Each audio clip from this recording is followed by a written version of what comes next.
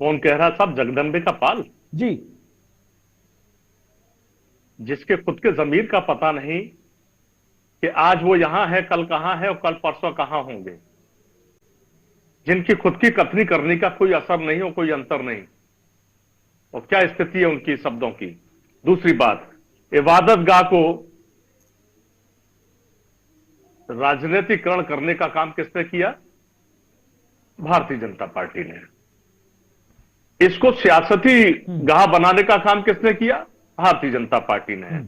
संशोधन बिल की सारी गाथाएं गाने का काम ये लोग करते हैं, लेकिन इनसे पूछिए कि वक्फ संशोधन अधिनियम 2013 क्या था, वक्फ अधिनियम 1995 क्या था, इनकी बारीकियां क्या थी, क्या इनके बारे में ये लोग प्रकाश डालेंगे?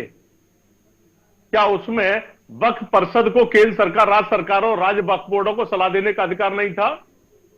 परिषद को वक्फ संपत्तियों से जुड़े मामलों में बोर्ड और राज्य सरकार को जानकारी देने के निर्देश जारी करने का अधिकार था?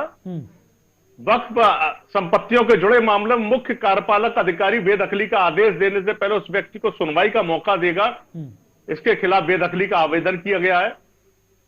वक्फ संपत्तियों में जुड़े मामले में मुख्य कार्यपालक अधिकारी बेदखल किए व्यक्ति को 14 दिन की सूचना। ये बहुत सारी ऐसे नियम है, अगर मैं गिनाने लग जाऊं तो शायद आपके डिबेट का सारा समय इसी में खत्म हो जाएगा।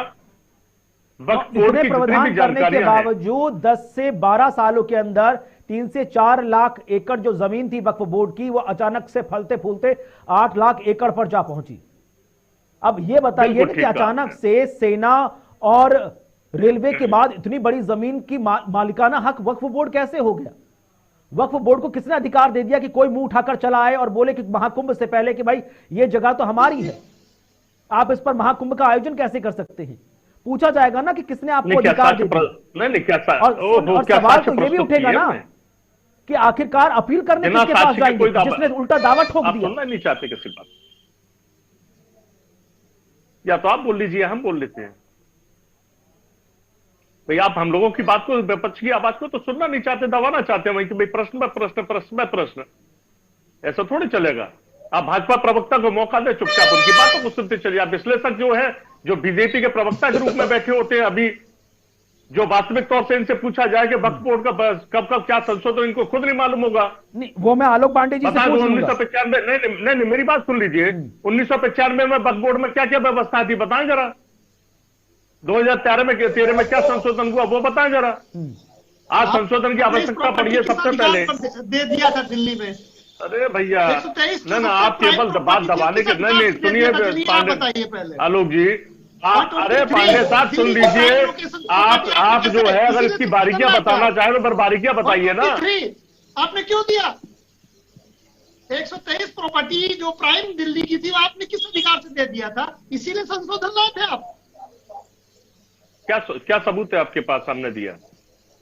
अरे तो बताइए ना।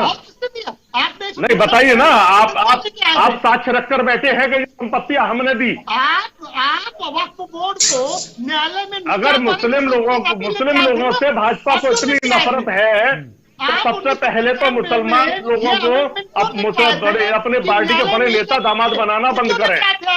इन्हें जीजा फूफा मौसा मुस्लिम चाहिए और हमसे नफरत की बात कराते हैं। आप ये बताइए, और इधर इनको पार्टी में सारे लोग बड़े बड़े बोर्ड भी ना मुसलमानों को चाहिए, इधर मुस्लिमों से नफरत दिखाते हैं।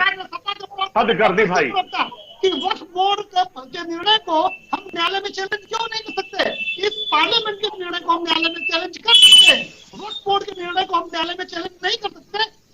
ये नियम कांग्रेस और समाजवादी पार्टी मिलकर क्यों लाई थी? क्यों दिया आपने कि इस देश के जस्टिस से बड़ा संविधान की किस अनुच्छेद के अंतर्गत बात कर रहे हैं आप? कॉन्स्टिट्यूशन के किस अनुच्छेद के अनुसार बात कर रहे हैं बताइए जरा पहले तो। आपने संविधान का कौन सा पेज पढ़ा है? पांडे जी, टीवी चैनल पर भाजपा प्रवक्ता के रूप में बातें करना आसान है, आर्टिकल के हिसाब से बात करें ना। मैं प्रवक्ता बनना चाहूंगा तो मैं बन जाऊंगा। अब इनकी आवाज ठीक कराइए भैया पांडे गोस्वामी जी, पहले इनकी आवाज ही समझ में नहीं आ रही है। आपने हिंदुओं के अधिकार छीन लिए, आवाज ही समझ। अरे हिंदुओं की बात आप क्या करेंगे? मेरे मंदिरों को अब इनकी आवाज ठीक कराइए पहले तो। ठीक है, पता नहीं ये बोल कुछ रहे, सुन कुछ पा रहे हैं।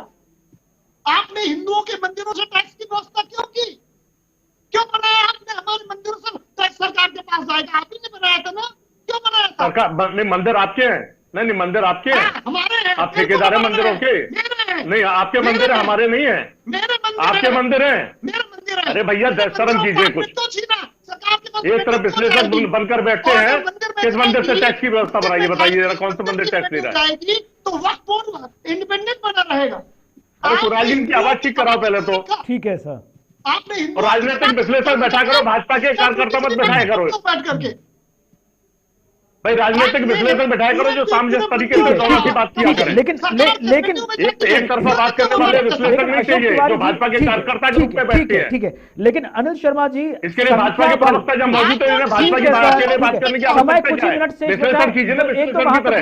आप मंदिरों की बात करें, मस्जिदों की बात करें, शिवालयों की बात करें, अरे गरीब के निवालों की बात करें। कांग्रेस पार्टी की आप डिस्कशन कर ही नहीं। आप सरकार से सवाल करें ना, विश्लेषण करना चाहते हो सवाल करें ना। 2 करोड़ प्रतिवर्ष रोजगार देने की बात भाजपा सरकार ने की थी, कहां है 2 करोड़ प्रतिवर्ष रोजगार? किसानों की आय दोगुनी करने की बात की थी, कहां है किसानों की आय दोगुनी?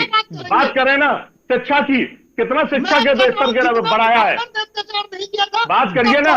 नौजवानों के रोजगार की बात करिए, महिलाओं के सुरक्षा व्यवस्था की, कितनी सुरक्षा व्यवस्था है? हर जगह गुंडे, पुलिस थानों में लोग मारे जा रहे हैं। ठीक है, ठीक है, नहीं वापस लौटते आपको जानकारी नहीं है। अनिल शर्मा जी, जानकारी लोकसभा से लेकर राज्यसभा तक संख्या आपके पक्ष में नहीं है। कल चर्चा होगी, चर्चा होने के बाद मतलब ये नहीं कि हम अपनी आवाज को, हमारी को दबाने का काम करेंगे। कहा कि हम कल ही चर्चा के बाद बिल को पास कराएंगे। संख्या आपका साथ नहीं दे रही है विपक्ष के तौर पर। कैसे डील करेंगे इस समस्या के समाधान का? क्या समस्या का समाधान है कांग्रेस के पास?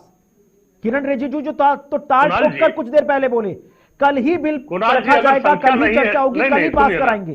संख्या अगर कम है तो साहस की कमी नहीं है। हम जितना हो सकता है पुरजोर विरोध भी कर रहे हैं, और लेकिन नियमानुसार विरोध करेंगे। हमारा यह उद्देश्य नहीं है कि हम किसी का हर समय विरोध करें, ठीक है ना। अगर अधिनियम की बात किया तो उन अधिनियम में पुराने अधिनियमों को साथ देखते हुए चलिए। शायद भारतीय जनता पार्टी और उसके नुमाइंदे जो विश्लेषक के रूप में भाजपा के कार्यकर्ता के रूप में बैठते हैं, उनको भी नहीं है पता है कि पुराने नियम क्या थे और आज के नियम क्या। केवल हवा में बातें ज्यादा करते हैं कि उसने इतना दावा कर दिया, उसने वो दावा कर दिया। अरे नहीं, आपके पास छोड़िए ना, बेकार की बातें न करिए। कई डिबेट में देख चुका हूं आपको, आप केवल बीजेपी के पक्षधर के रूप में बात करते हैं। पहले साल अब मेरे पास बहरहाल समय इतना ही था, चर्चा को आगे बढ़ाता महज 12 घंटे से भी कम का अंतराल बचा है। उसके बाद लोकसभा में, फिर राज्यसभा में